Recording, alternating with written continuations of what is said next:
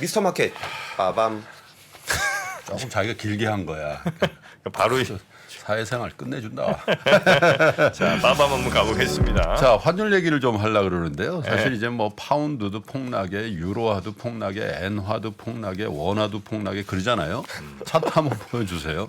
한 달 만에 얼마씩 빠졌나 이걸 보여드리는 건데 위안화가 3.8, 엔화가 4% 가까이, 한국이 유독 그죠? 6% 가까이 빠졌죠.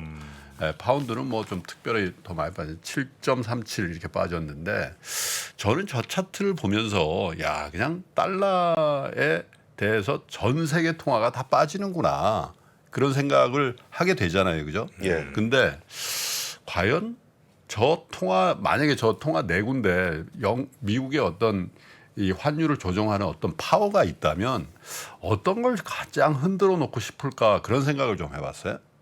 세력이 있다면. 네, 세력이 정말 자기가 그런 파워가 있어. 그게 제롬 파월이든 바이든이든 야 저 쭉 뭐 유로화는 저기 없는데 유로화 포함해서 유로화, 파운드, 원화, 엔화 혹은 뭐 다른데 뭐 스위스 프랑 뭐 있다 이거예요. 어떤 걸 제일 흔들어 놓고 싶을까요? 두 분 생각에. 아, 이거 누구냐에 따라 다른 거 아니에요? 바이든이면 중국일 저는 것 같고. 100% 저 위안이라고 보거든요. 위안. 아니 미국이 원화를 막 흔들어 가지고 뭐 한국 괴멸시키고 싶겠어요? 저는 영국을 막 괴멸시키고 싶을까요? 그 글로벌 헤지 펀드 입장에서 공격하고 싶은 통화인지 알았더니 공격하기 쉬운 아니 거. 이제 보이지 않는 그 해치 펀드도 사실 그 보이지 않는 힘에 의한 플레이어죠, 사실은.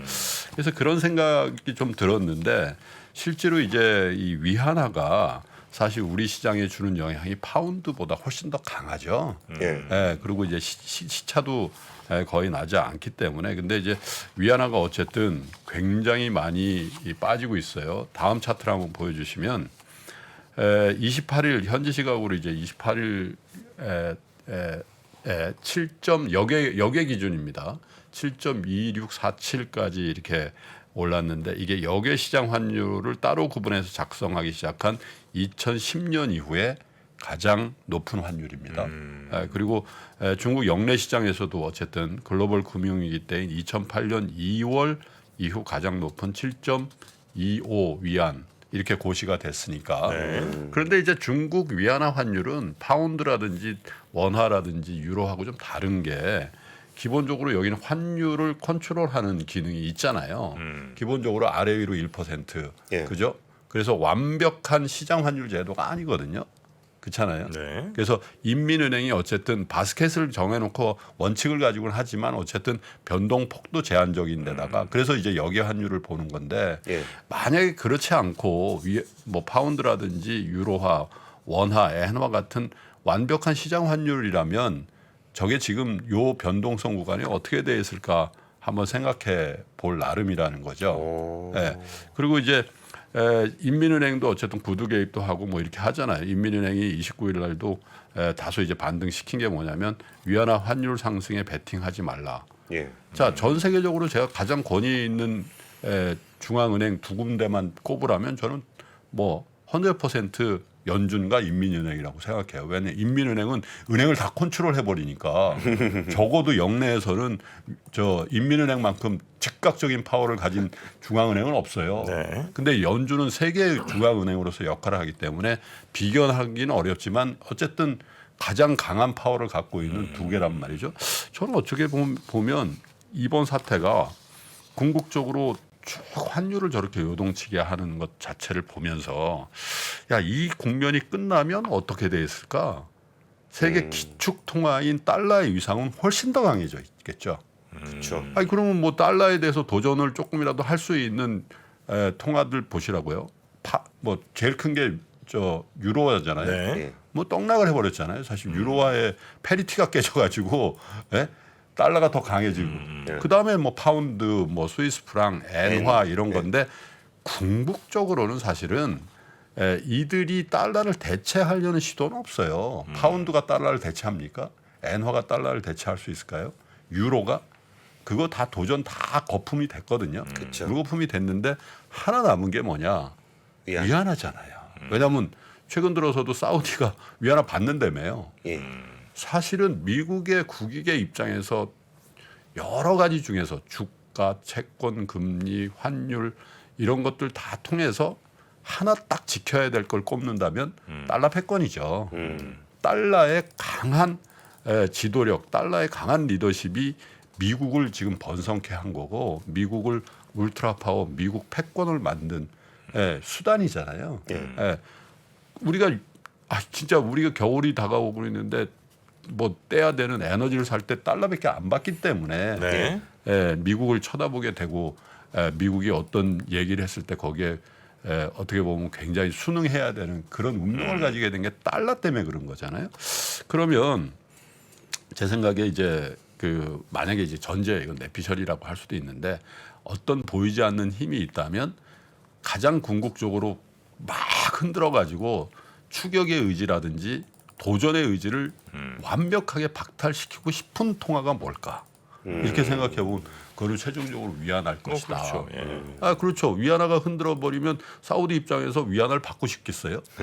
저거 받으면 저게 어떻게 될지도 모르는 돈을 후회하겠죠. 이미 예를 들면 뭐 위안화로 받은 석유 대금은 손해잖아요. 이미. 그러니까 위안화를 받겠다는 거는 위안화롱 달러 숏 이렇게 그렇죠. 본다는 건데 그런 이게 반대로 관점인데. 가버리면은 골치 아픈 거죠. 그래서 전반적으로 보면 물론 이제 뭐 그게 이제 시장 기능이 있고 시장의 플레이어들이 워낙 이제 다변화돼 있기 때문에 그게 뭐 어떤 일방의 의지대로 가지는 않겠습니다만은 지금까지 이런 위기 국면을 지나놓고 보면 공통적으로 우리가 한 가지 발견한 게 뭐냐면 그게 미국발 금융위기든 아시아의 위기든 혹은 실리콘밸리에서 뭐 버블이 깨졌든 다 위기가 끝나면 그 다음에 우리가 확인한 건 달러의 위상이었단 말이죠. 그렇죠. 그래서 결국은 그게 목표가 아니냐 이런 생각까지도 들게 되는 거죠. 근데 이 위안화를 비롯해서 엔화, 파운드화가 공통적으로 저 약세 가는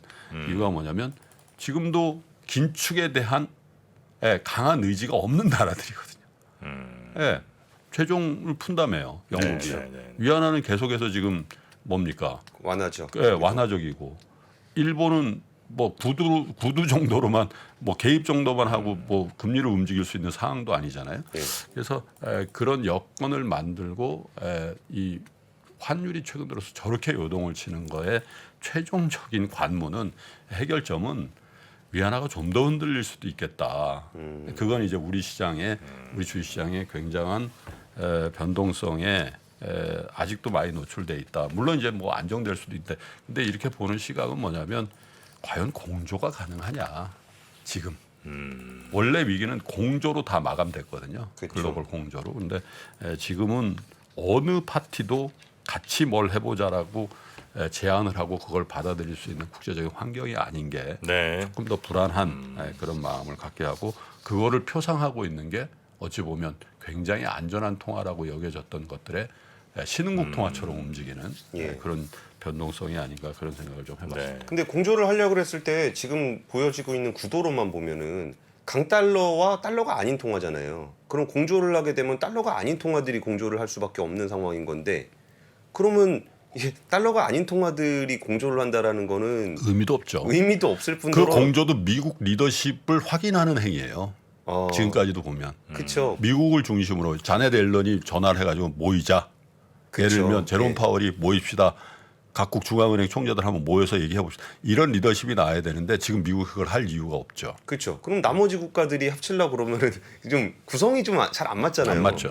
그러니까 각자 도생으로 달러에 대응하기 위해서 뭔가 자기네가 뭐 재정도 풀어보고 뭐 완화 정책도 해보고 그러는데 그러니까 오히려 또 중구난방으로 되다 보니까 그렇죠. 시장의 변동성만 더 커지고 뭐 그러고 있는 상황. 중국 인민은행장이 전화를 돌렸다고 합시다. 그건 더 대선이 맞겠지. 거기 잘못 전화 받았다가. 그렇지. 잘못 그런 일은 거셨습니다. 없죠. 그렇지. 아 그래도 이게 환율 때문에 많이 불안했는데 우리 김프로님 설명을 좀 들으니까 많이 위안이 좀 된다고 하십니다. 네. 위안? 자, 위안화가 위험하다 그러니까 위안이 된다는 거죠. 자 그러면 뉴스3 플러스 우리 미스터마켓 요 정도로 정리할까요? 예. 아니면 맞다. 아쉬우세요? 저 오늘 저거 발표해요. 뭐요? 전기요금, 가스요금. 오늘 발표해요? 예. 언제부터 뭐 다음 달부터? 4분기에 해당하는 거니까 네. 10, 11, 12. 그러네. 내일부터겠네. 예. 근데 뭐 다들 예상하다시피 오를 것 같은데 뭐 이게 뭐 자본시장에 미치는 금융시장에 미치는 영향은 크지 않겠지만 내 삶에 미치는 영향은 굉장히 크기 때문에 그래요. 전기요금, 가스요금 오늘 얼마나 네. 오르는지 보시면 좋을 것 같습니다. 한전 주가도 같이 보시죠. 네. 예. 자, 함께해 주신 3프로TV의 권순우 취재팀장님 충심 대단히 고맙습니다. 예, 감사합니다. 네. 신고가에 5만 원 돌파할 때 5만 원에 따라 살 수 있나요, 우리? 내가요? 5만 원이 다시 내려가서 2만 원까지 와서 2만 원 떨어지면 신저가예요. 거기서 구매해서 쓸 수 있나요? 주식시장에 절대 변하지 않는 것이 두 가지 있습니다. 주가의 기본적인 움직임 그리고 투자하는 사람들의 심리입니다. 내가 팔면 오르고 사면 떨어진다고요. 주식에 대한 공부가 모자라서가 아닙니다. 주가를 만드는 투자자의 심리를 모르기 때문이죠. 하락장의 공포를 이기는 5가지 실전 투자 심리 전략. 박병창의 돈을 부르는 매매의 심리에서 지금 확인하십시오.